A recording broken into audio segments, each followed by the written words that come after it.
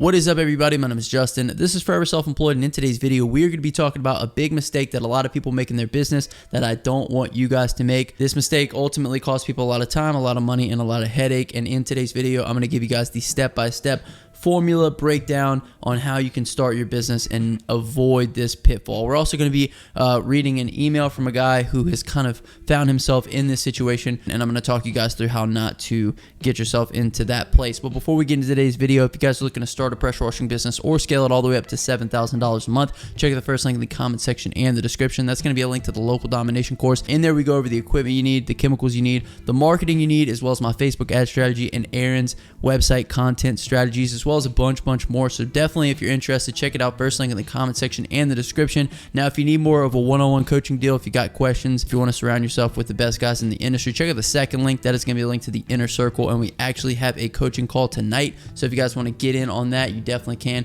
Second link in the comment section description. If you miss it, you get all the replays, and when you get in, you get the backlog of calls as well as a bunch more. So check out those links below if you guys are interested. But without further ado, let's go ahead and hop into the video. So first and foremost, we are going to read this email, and then we're going to jump right into it. So he starts off by saying, I'm a little confused on starting out. Seeing videos with $3,000 trailers, 200 or more gallon buffer tanks, multiple hoses, multiple guns and service cleaners. Short version, $10,000 invested, no sign of a single paying customer. I have an LLC trailer and have been buying gear as I can afford it. My 9-to-5 is keeping me busy, and that allows me to buy gear, pay cash or credit without the fear of bill collectors calling. He then goes on to ask, what should his plan be from here? How can he start acquiring some customers and basically get out of this hole that he finds himself in? So in short, the message of today's video, the reason why I'm making this is, if you're just starting your business, make debt a last resort in order to scale. And we're going to get into that a little bit more. But if you're starting your business, I challenge you guys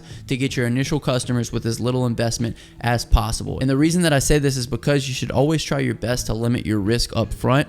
This is why I never understand why people sign 3-year leases and they open up stores with like storefronts in like your local town selling trinkets where, there's no proven concept. There's no proof of customers actually having a demand for this. There's no customer base to even speak of. No matter what, you're in this lease. You're not getting out of this lease. It doesn't matter if you can't sell any trinkets.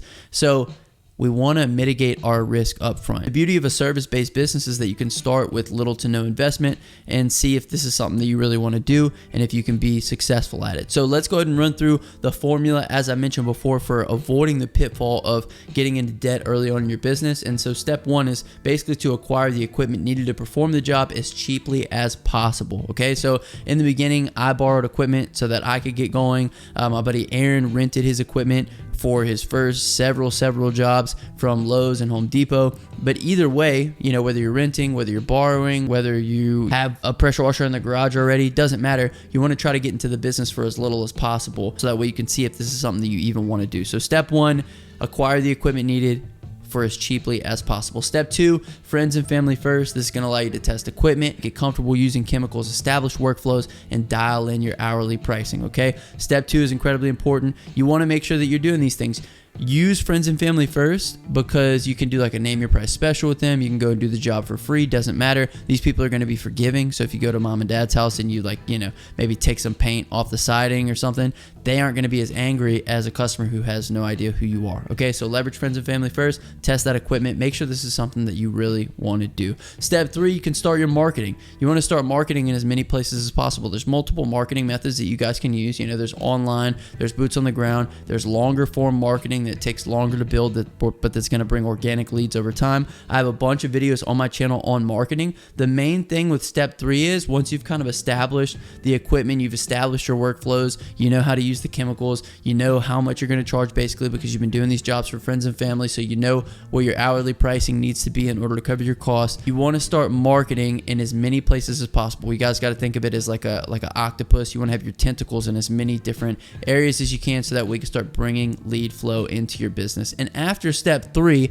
after you've acquired customers for as cheap as possible, after you've tested equipment at friends and family's house, and after you've started implementing as many marketing techniques as you possibly can, one of three things is going to happen. Firstly, you'll realize that this is something that you really don't even want to do. Like maybe it's too hot outside, or maybe it's too tiring to pull the hoses around the yard, or whatever the case may be. It's just something that you don't really like. So you go ahead and pack it up and say, you know what, I'm done with this. Number two is you can't really get any leads, and you'll realize that you actually need to develop the skill of marketing. You need to develop the skill of acquiring customers, creating ads, and putting things out there to get the phone ringing.